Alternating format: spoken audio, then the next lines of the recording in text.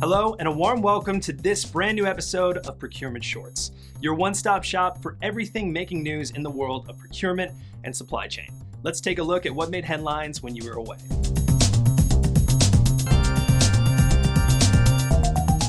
As construction material prices in Europe continue to see price hikes, a recent study has revealed growing demand for plastic, resins, and roof insulation in the APAC region. According to Report Linker, the global plastics market is expected to grow from a revenue of $714.7 billion to $803 billion in 2022 at a CAGR of 12.4%, and then to $1,247.4 billion in 2026 at a growth rate of 11.6%. This, even as Market Study Report has pegged the market for roof insulation to grow by 4.2% CAGR till 2028. The report said the Asia-Pacific region could become the largest consumer for plastics and resins this year, even as North America stands to become its second largest. Key applications for plastics and resins include packaging, housing, and the making of bottles, sheets, bags, and medical material. The boom in roof insulation, valued at $1.47 billion in 2021, is expected to give rise to smaller players in the supply chain, as the demand for rock wool, foam, and glass wool could spur requirements from smaller suppliers in North America and the Asia-Pacific region.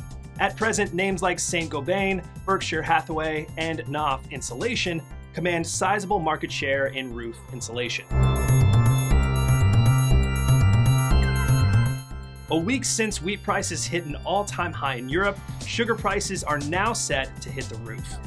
Fears of a supply crunch in Europe, the United States, and China have been doing the rounds after India and Brazil applied the brakes on sugar exports. Brazil, which accounts for 17.9 million tons of sugar exports per year, has seen farmers divert sugar stock towards producing ethanol as an alternative to fossil fuels, given the global oil crisis.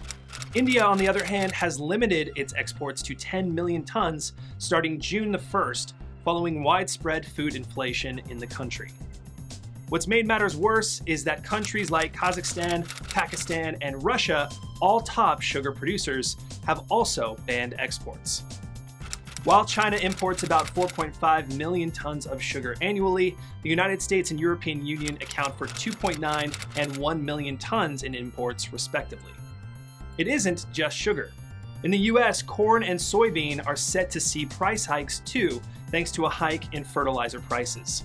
Sanctions imposed on Russia, which accounts for $7.6 billion in fertilizer exports, has resulted in a fertilizer shortage in the US.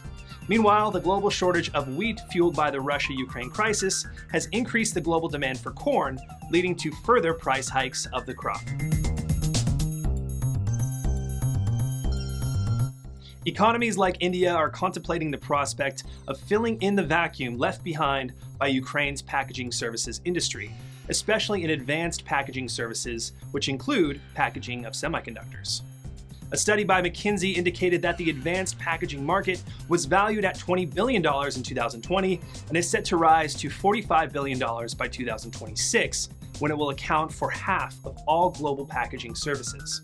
India has for long been contemplating the prospect of localizing packaging and advanced packaging services in the light of recent supply chain issues.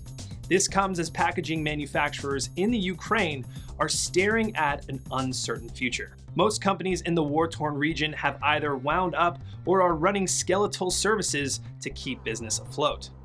While Pack Technology has stopped packaging services from its home city, Nova Kakhovka, other names like Relief have seen suppliers suspend deliveries and customers stop orders altogether from war-torn regions like Kiev, Kharkiv, and Zaporizhzhia, which play host to local suppliers. Packaging manufacturers say existing logistics and supply chain networks have been destroyed, which has prevented shipments.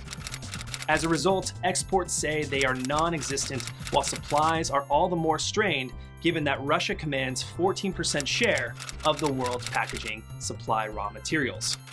According to the Kiev School of Economics, Ukraine has already suffered a $63 billion damage on account of Russia's invasion, with the IMF predicting that the country's economy will shrink by 35%. Estimates say the country could take well over a year after the war ends to restore its industry. That's about all the time we have on this edition of Procurement Shorts, but you can still keep up to pace with the news on burowlive.ai. Until we meet again, it's goodbye from us.